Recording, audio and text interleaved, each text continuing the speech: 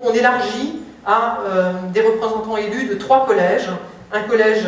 des autorités organisatrices de transport, un collège des communautés de communes, donc c'est les territoires intermédiaires, et un collège des partenaires territoriaux associés, donc les pays, les SCOT.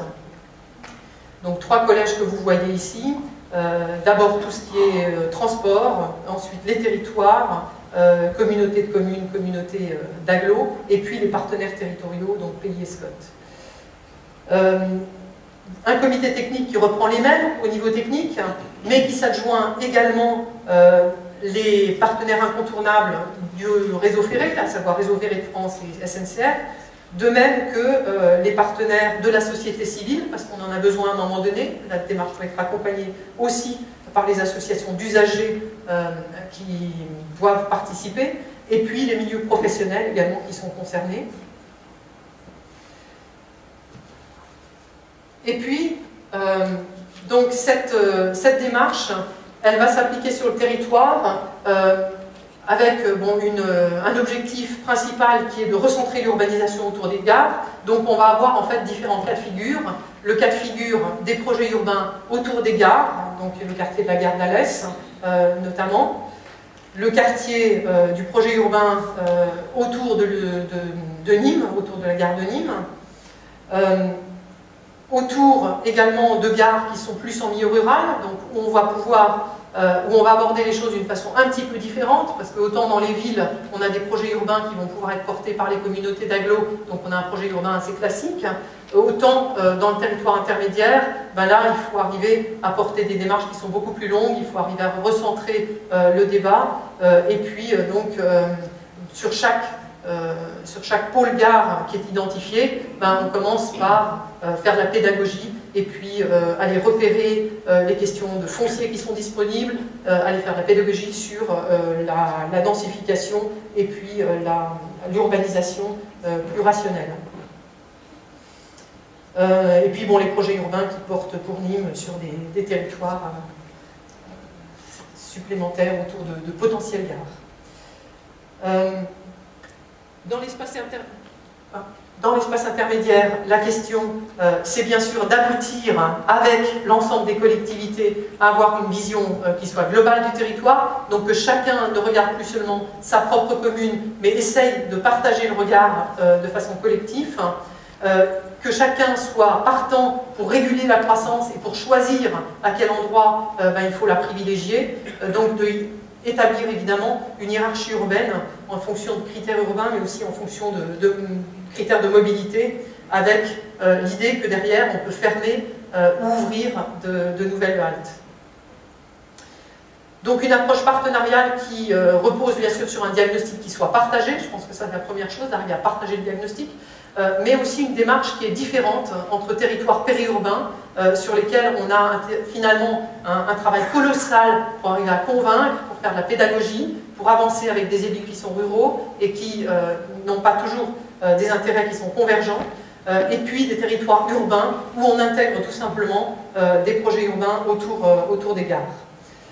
Alors toute cette pédagogie et toute cette démarche partenariale en fait, qui fait l'essentiel du temps de travail, elle s'accompagne bien sûr d'une approche technique et financière, parce que derrière il y a aussi des questions de réalité sur l'organisation de la mobilité, donc sur la question de l'estimation de la demande de déplacement, sur la question de l'offre qui peut être mise en place, et puis des moyens financiers qu'on peut avoir pour mettre en place cette offre. La synthèse commune des approches urbanisme et transport, elle alimente les scénarios qui sont proposés. Alors quand j'ai quitté l'agence de Nîmes, le contrat n'était pas encore signé, donc il est aujourd'hui, je ne sais pas s'il est encore signé à l'échelle du territoire. C'est vrai que ce sont des démarches qui sont de longue haleine, qui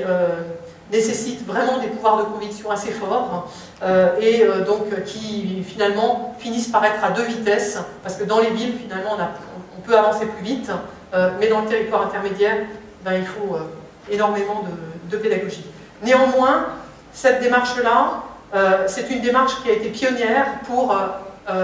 s'intégrer et puis pour alimenter le schéma régional d'aménagement et de développement durable du territoire du Languedoc-Roussillon, où on a retrouvé, comme on le voit sur ce schéma ici, finalement l'idée d'espace de solidarité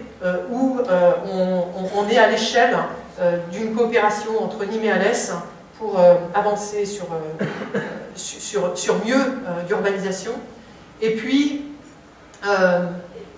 également, à l'échelle des deux communautés d'agglomération, ça a été un petit peu le fer de lance d'une mise en place d'un pôle métropolitain qui est la dernière, je dirais, qui fait partie de la dernière réforme en France sur l'évolution de l'intercommunalité. Donc les pôles métropolitains qui peuvent mettre en place des compétences entre communautés sur un territoire donné et qui peuvent permettre, disons, à ces ensembles de territoires, à une échelle élargie, de prendre certaines compétences. Ça peut être une compétence sur le transport, ou la compétence sur un certain type de développement économique, ou des compétences sur un certain type de développement d'équipement, mais on a là de nouveau une possibilité supplémentaire, disons, d'avancer avec une solidarité territoriale renforcée. Alors après ces deux niveaux, disons, d'organisation institutionnelle et d'organisation de la gouvernance illustrés à large échelle, je vais poursuivre sur les deux niveaux plutôt infra, d'organisation de la maîtrise d'ouvrage des projets et d'organisation de la maîtrise d'œuvre des projets, en prenant appui toujours sur le même projet, mais qui se décline territorialement, avec l'exemple du quartier de la gare d'Alès. Alors peut-être juste l'organisation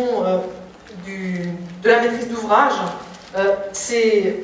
comment organiser la conduite des projets pour favoriser la qualité, pour favoriser leur aboutissement, mais aussi la qualité. Donc c'est vraiment comment arriver à structurer les instances de décision et les services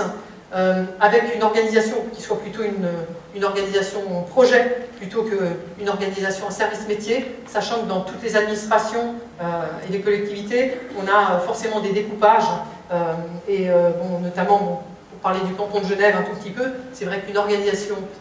en silos de métiers qui sont particulièrement étanches, c'est toujours très difficile pour aborder la question d'un territoire qui est un lieu circonscrit dans un périmètre et d'aboutir à une qualité parce qu'il faut beaucoup de transversalité. Donc organiser le travail en équipe projet, c'est vrai que c'est une des solutions, et je pense que c'est à peu près la seule, qui permet d'aller au-delà de ces difficultés. Et c'est bien évidemment ce qu'on essaie de mettre aussi en place à Genève. Donc ici c'est le cas aussi. Et puis une chose aussi importante dans la conduite et dans la mise en place de l'organisation de la maîtrise d'ouvrage, c'est d'arriver à poser le sujet correctement, parce que finalement la manière dont on pose le sujet a vraiment une importance énorme sur l'aboutissement correct de ces projets. Et c'est une importance énorme pour aboutir à une qualité de projet, c'est vraiment déterminant. D'autre part, bon, je pense qu'il faut ajouter aussi que toutes les phases préalables, justement, pour arriver à poser le projet, sont des choses qui sont essentielles aussi. Donc c'est d'arriver de nouveau à poser correctement le diagnostic, à le faire partager aussi. Je pense que le niveau du partage du diagnostic, c'est quelque chose qui est essentiel. Et puis c'est aussi aboutir à des programmes partagés. Toutes ces phases préalables qui prennent un temps fou finalement, qu'on ne voit jamais dans les projets, c'est vraiment des éléments qui sont totalement conditionnants pour que les projets aboutissent avec un niveau de qualité adéquat. Donc là-dessus, sur ces éléments-là, je vais vous illustrer ça très rapidement avec le quartier de la gare d'Alès. Le quartier de la gare d'Alès, c'est d'abord une opportunité sur une emprise ferroviaire qui fait 18 hectares en centre-ville, dont 12 hectares vont se libérer parce qu'il n'y en a plus d'usage. Je suis trop long, je pense. Bon, alors je vais très très vite.